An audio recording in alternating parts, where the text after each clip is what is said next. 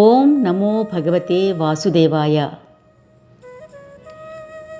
Mohanavani Telugu podcast శ్రోతలకు నమస్కారం. శ్రీమద్ భాగవతం. నిన్నటి రోజున ధర్మరాజుకు నారదుడు మోక్ష లక్షణాలు వివరంగా వర్ణించి చెప్పడం విన్నాం. ఇంకా నారద మహాముని తన పూర్వజన్మ వృత్తాంతం కూడా వివరించి చెప్తూ తను ఒక గంధర్వుడనని, అపబర్హణ అన్న పేరు కలవాడనని, తన యొక్క రూపము, సుకుమారత, మధురత మరియు సుగంధ కారణాల వల్ల స్త్రీలతో సహా గంధర్వులనందరికీ ఆకర్షితుడనయ్యానని చెప్తాడు. తనంత కాముకుడు, గర్విష్టి అప్పుడు వేరొకడు లేడని కూడా చెప్తాడు. ఆ కారణంగా దేవతల సభలో ప్రజాపతుల శాపానికి గురి అయి తానొక శూద్రుడుగా ఒక దాసీ కడుపున జన్మించాడని, కానీ బ్రహ్మజ్ఞానుల సేవ చేయటం వల్ల బ్రహ్మదేవునికి పుత్రుడనయ్యానని కూడా చెప్తాడు. ఈ కథ అంతా కూడా సుఖమహర్షి పరీక్షిత్ మహారాజుకు చెప్తుంటాడు.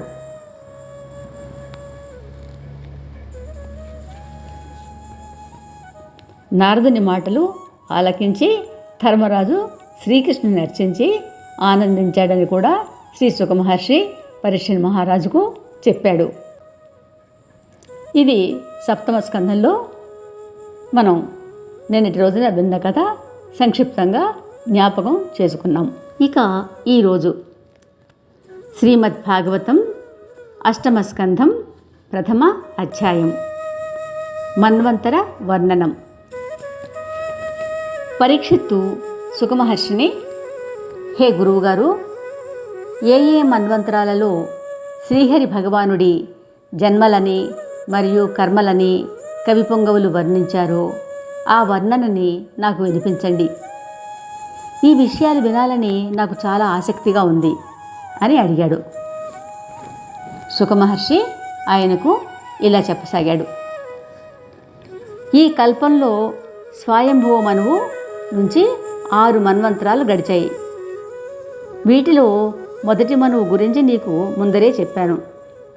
ఆ స్వయంభువ మనువు పుత్రికలైన ఆకూతి మరియు దేవహూతిలకు జ్ఞానం మరియు ధర్మోపదేశం చేయడానికి భగవంతుడు వారి ఇంట యజ్ఞుడు మరియు కపిలుడు అనే రూపాలతో జన్మించాడు.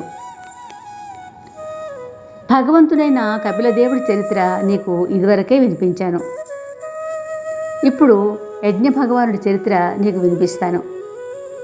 శతరూప భర్త స్వయంభువ మనువు జీవితం పైన విరక్తి కలిగి తపస్సు నిమిత్తం తన భార్యతో సహా వనానికి వెళ్ళిపోయాడు. అక్కడ ఆయన సునంద నదీ తీరంలో ఒంటికాలిపైన 100 సంవత్సరాలు తపస్సు చేశాడు. భగవంతుడిపైన ప్రేమతో ఆయన గద్గద స్వరంతో ఇలా అంటూ ఉండేవాడు. ఎవరైతే ఈ జగత్తును చైతన్యవంతం చేస్తున్నారో మరియు విశ్వం ఎవరిని చైతన్యవంతం చేయలేదో, ఈ విశ్వం నిద్రపోగా ఎవరు తెలుసుకుంటారో, కానీ ఏ విశ్వం ఆయనని తెలుసుకోలేదో, చైతన్య రూపమైన ఈ విశ్వాన్ని ఎవరు తెలుసుకుంటారో, కానీ ఏ విశ్వం ఆయనని తెలుసుకోలేదో, చైతన్య రూపమైన ఈ విశ్వాన్ని ఎవరు తెలుసుకున్నారో ఆయనకు వందనం అర్పిస్తున్నాను.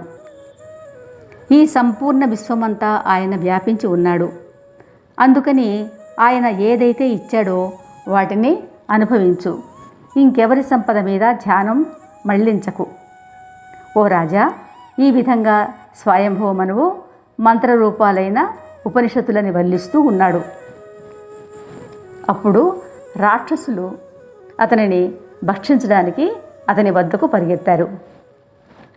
అది చూసి శ్రీహరి యజ్ఞ భగవానుడు యామాలనే దేవతలని తోడు తీసుకొని ఆ రాక్షసులని సంహరించి స్వర్గాన్ని పాలించసాగాడు. ఇప్పుడు రెండవ మనువు గురించి వివరిస్తాను. స్వారోచష మనువు అగ్నికి కొడుకు. ఆయనకు ఝూమానుడు, సుషేణుడు, రోచిమానుడు మొదలగు 10 మంది పుత్రులు కలిగారు. ఆ మన్వంతరంలో రోచనుడి పేరుతో ఇంద్రుడు, తుషి మొదలగు దేవతలు ఉన్నారు. మరియు ఊర్జిస్తంభాదికులైన బ్రహ్మవేత్తలు సప్తఋషులు అయ్యారు. వేదశిరా ఋషి భార్య పేరు తుషిత. ఈమెకి విభువు అనే పేరుతో ప్రసిద్ధుడైన భగవంతుడు జన్మించాడు. ఈ బాలబ్రహ్మచారి విభుడి వద్ద 8,000 మంది మునులు వ్రతం ఆచరించడం నేర్చుకున్నారు. ప్రియవ్రతుడి పుత్రుడైనటువంటి ఉత్తముడు 3వ మనువు అయ్యాడు. ఇతడికి పవనుడు, సృంజయుడు మరియు యజ్ఞహోత్రుడు మొదలైన పుత్రులు జన్మించారు. ఈ మన్వంతరంలో వశిష్ఠుడి పుత్రులు సప్తఋషులు. అలాగే సత్యవేద శృతుడు మరియు భద్రుడు దేవతలయ్యారు. సత్యజితుడు అనేవాడు ఇంద్రుడయ్యాడు. ధర్ముడికి సునృత అనే భార్య యందు సత్యవ్రతులతో భగవంతుడు సత్యసేనుడు అనే అవతారం ధరించాడు.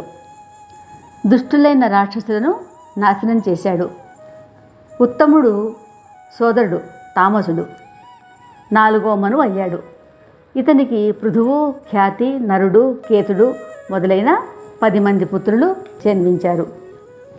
4వ మన్వంతరంలో సత్యకుడు, హరి మరియు వీరుడు దేవతలయ్యారు. త్రిశిఖుడు ఇంద్రుడయ్యాడు మరియు జ్యోతిర్ధామాదికులు సప్తఋషులయ్యారు. విద్యుతి పుత్రులు వైద్యుతులనే పేరుతో దేవతలయ్యారు. వీరు కాలవశాత్తు నష్టమైన వేదాలని పునరుద్ధరించారు.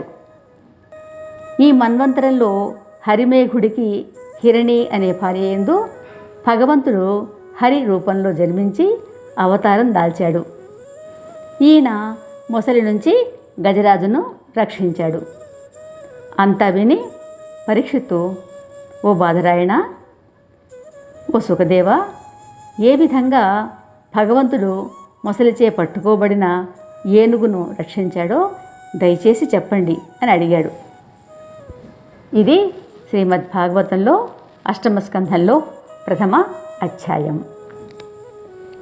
రేపు ఇదే సమయానికి శ్రీమద్ భాగవతంలోని 8వ స్కంధంలోని 2వ అధ్యాయం గజేంద్రుడి ఉపాఖ్యానం మన మోహనవాణి ద్వారా విందాం. శ్రోతలకు ధన్యవాదాలు. మోహనవాణి తెలుగు పోడ్కాస్ట్ ఛానల్ని లైక్, షేర్, సబ్స్క్రైబ్ చేయండి. ప్రక్కనున్న గంటను మోగించండి.